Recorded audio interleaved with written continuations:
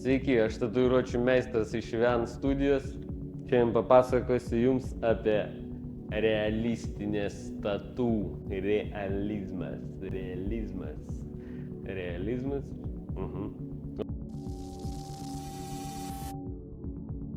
Realistinės tatuiruotės šiaip atsirado gan nesenai, gal prieš kokį 10 metų.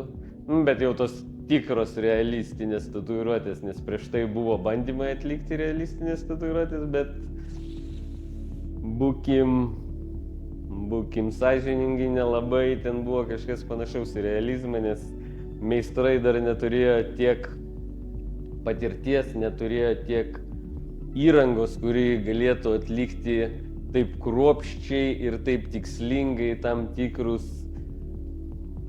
realistinius dalykus, pavadinkim taip, nes buvo adatos storesnės, jos negalėjo atlikti kažkokių smulkių linijų kruopštumo, kur prieiti reikėjo, dažai nebuvo tokios didelės paletės dažų, kurie atitiktų užgijus tą visą perteikimą, pavyzdžiui, iš nuotraukos ar dar kažką.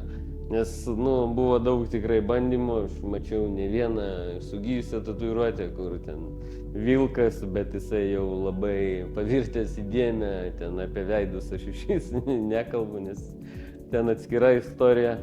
Kaip realistinės tatu būna hiperrealizmas, tiesiog realizmas, fotorealizmas, spalvotas realizmas, daug yra šakų, bet jos visas sueina į tam tikrą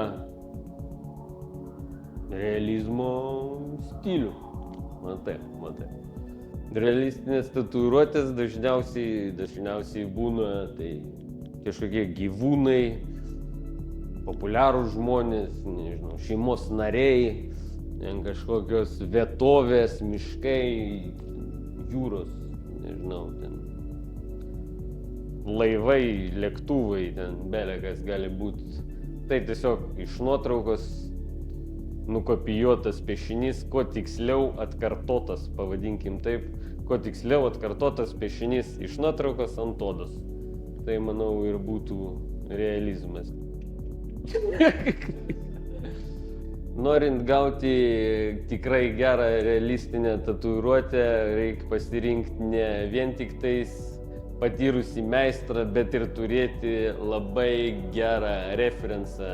Tai yra nuotrauka, kažkokį piešinį, kuriame matytųsi visi niuansai. Kuo tikslesnė nuotrauka, tuo tikslesnė ir tatuiruotė. Iš kažkokio prasto pavyzdžio labai sunku padaryti gerą, gražią tatuiruotę. Jeigu tau patinka realistinės tatuiruotės, griebk nuotrauką, atvyk pas mus į Vien studiją Vilniuje ir mes tau atliksime gerą, kokybišką realistinę tatuiruotę. Laikink šiandien.